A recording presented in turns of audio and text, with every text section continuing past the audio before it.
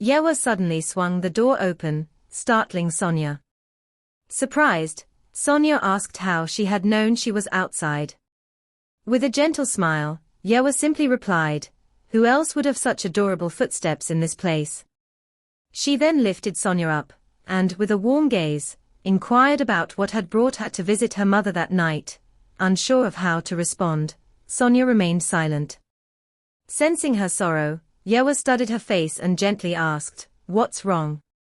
The sadness in Sonia's expression was unmistakable. In that moment, she realized something. Yewa truly saw her as a daughter and treated her with the love and care of a mother.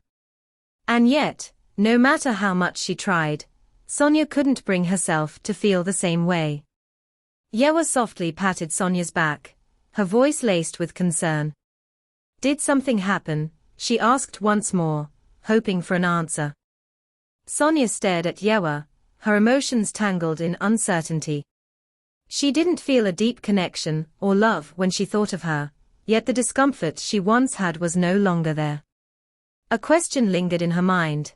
When had she become so accustomed to the warmth of Yewa's affection? Memories surfaced, the times when Yewa had comforted her, the gentle reassurance she had offered.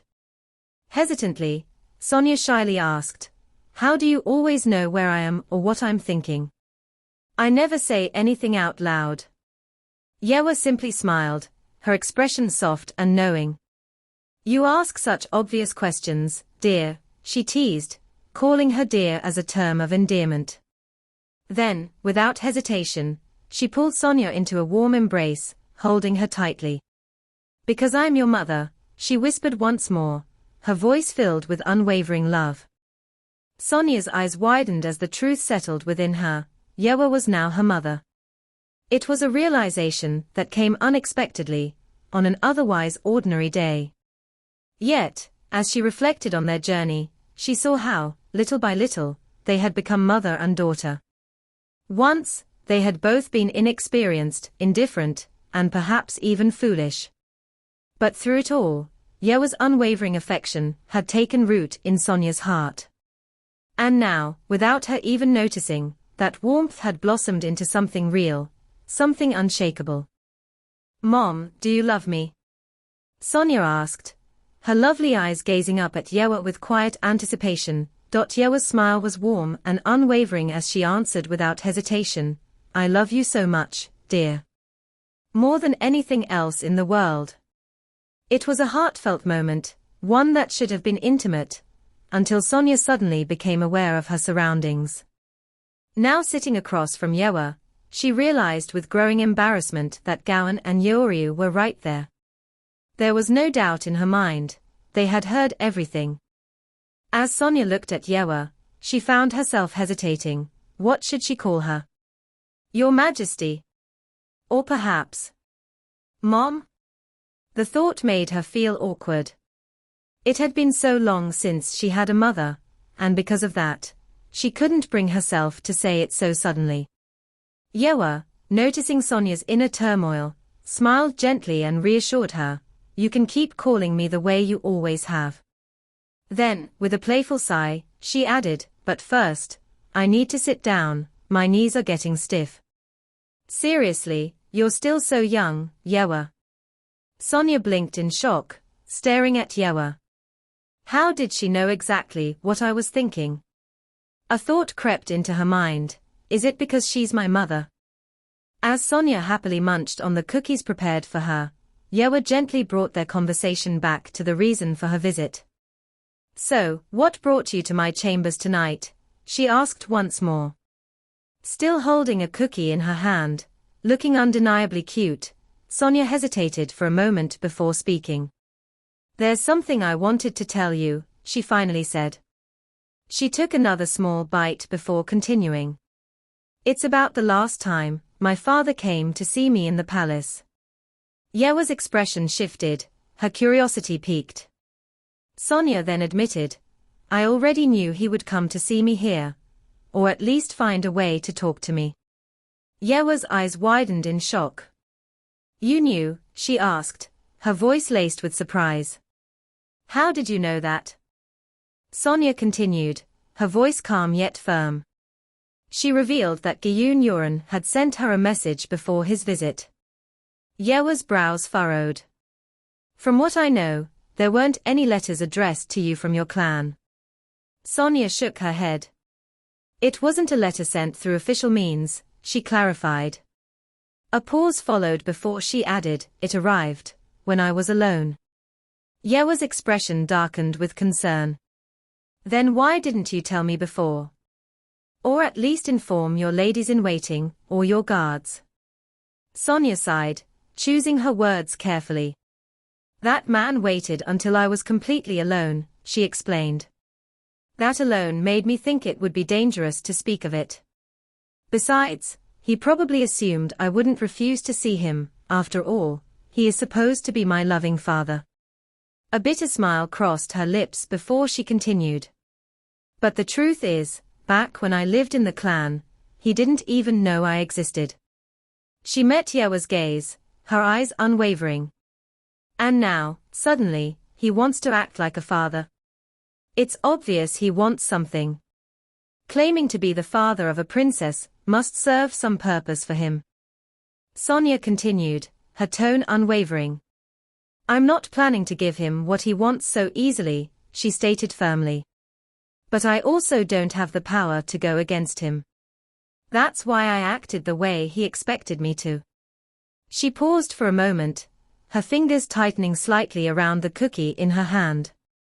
I don't want to fall into danger like that again, because of my own ignorance, she admitted. Looking directly at Yewa, her expression serious, she added, that's why. I want to know what's going on in the Imperial Palace too. Can you tell me? As Sonia asked Yewa to explain what was happening in the palace, she also hoped Yewa would help her. However, Yewa firmly reassured her that the Imperial Palace was safe. Sonia flinched at Yewa's words, but Yewa gently told her that she would not allow anything to threaten her again. She assured Sonia that what she feared would not happen, so there was no need to be afraid or worried about such things. Yewa then affectionately cupped Sonia's cheeks, giving them a light tap. She added that Sonia might have misunderstood her previous question about missing her father, thinking she intended to call him to the palace. Clarifying, Yewa assured Sonia that she would forbid him from entering and that the only reason he had managed to sneak in before was because he had a pass at the time. Sonia knew that Yewa was lying. She understood that if Gyun Yuran had truly been granted a pass to enter the palace, Yewa would have been aware of it. However, as Sonia recalled, Yewa had told Gyun at the time that the problem would be resolved as soon as he left the palace. She had even insisted that he leave immediately before she had to resort to other methods. That was not the behavior of someone who had expected Gyun Yuran's visit. Nodding slowly, Sonia recognized that Yewa was worried about her, but such lies would only deceive a real child. It was clear to her that Yewa did not trust her at all. Deciding to play along for the time being, Sonia remained deep in thought. Just then, Yewa gave her a quick peck on the head and told her what a good girl she was, making Sonia blush shyly. Yewa giggled, telling Sonia that she couldn't help herself since Sonia's adorable head was practically calling out to her. Sonia knew Yewa was treating her like a baby. Gently, Yewa reminded her that her guards were waiting outside and that it was about time for her to return. She then asked if Sonia wanted her to walk her back to her palace. Sonia looked at her, thinking to herself that Yewa was too busy with work to have the time. Instead, she decided to ask if she could stay over at Yewa's palace for the night. Yewa froze for a moment, but then suddenly lifted Sonia up and spun her around happily, telling her she could do whatever she liked. Yewa gently placed Sonia on the bed and lay down beside her, telling her that since she still had work to do, Sonia could go to sleep early. She assured her that she would return once she was finished. Sleepy, Sonia drowsily asked Yewa for a cuddle before she left, and Yewa happily complied. Once she was certain that Sonia had fallen asleep, Yewa slowly got up and left the room, her face darkening with a grim expression. The next morning, Sonia woke up in her own bed in her palace. Sitting up, she frowned, certain that she had fallen asleep in Yewa's palace the night before. She wondered if someone had carried her back to her room. As she looked around, she noticed Gowan sleeping by her bedside. Slightly surprised, she called his name and asked why he was in her room. Startled, Gowan quickly bowed and apologized, but Sonia reassured him that she wasn't scolding him, she simply wanted to know why he was there. Gowan hesitated before telling her that she was the one who had called for him the previous night. However, Sonia couldn't recall doing so and even questioned whether she truly had. Gowan then explained that he had assumed Sonia would be sleeping in Yewa's palace, but at dawn, she suddenly woke up, walked out of the room, and asked to return to her own palace. That was why he had escorted her back. Now sitting on her bed, Sonia watched as Gowan prepared to leave, but she quickly grabbed his sleeve, asking him not to go. She told him she felt lonely and even pleaded with him to stay by her side. As she sat there, deep in thought, Sonia had no recollection of what had happened that night. The only thing she knew was that she used to sleepwalk as a child in her past life. She wondered if the same issue had resurfaced now that she had become young again. Concerned, Gowan asked if he should call for a doctor, but Sonia reassured him that it wasn't necessary. She explained that she had likely just forgotten about it, because she was half asleep. She didn't see any reason to make a fuss over it, believing that the symptoms would disappear sooner or later. She then recalled that if she had wandered out in the middle of dawn, Yewa must have been worried. Deciding to go back and explain what had happened the previous night, she remained lost in thought until she suddenly heard Hisa's voice, informing her that it was time to wash her face. Letting Hisa in, Sonia noticed through the gap in the door that there were an unusually large number of people outside. The halls were never this crowded. Curious, Sonia told Hisa that once she finished washing her face, she would need help getting ready to go outside. Hisa flinched upon hearing this, her expression uneasy. Suspicious, Sonia asked if Hisa thought she was planning to leave the palace. When Hisa hesitated to answer, Sonia pressed further, demanding to know what was going on. Hisa then informed her that Yewa had ordered her to remain inside her palace for the time being, shocking Sonia. Standing in front of the guards, Sonia and Gowan tried to get them to step aside, but they didn't budge an inch. Sonia was growing increasingly irritated at being denied entry. The guards firmly stated that it was Yewa's order, she was not allowed to enter. Frustrated, Sonia argued that the area wasn't a dense forest, just a place full of flowers, so how could it possibly be dangerous? However, the guards remained unmoved, their unwavering stance completely draining her patience. She realized that these guards were as immovable as Buddha statues, and no matter what she said, they wouldn't defy Yewa's orders. After all, the Empress was far scarier than she was. With no other choice, she sighed in defeat and told Gowan they should return to her room. As they turned to leave, Gowan shot the guards a fierce glare, his expression resembling an angry chihuahua. Since she wasn't allowed to go out, Sonia decided to write a letter to Yewa. She began with a polite greeting before asking if she had done something to make Yewa uncomfortable, as she couldn't understand why she was suddenly ordered to stay in her quarters.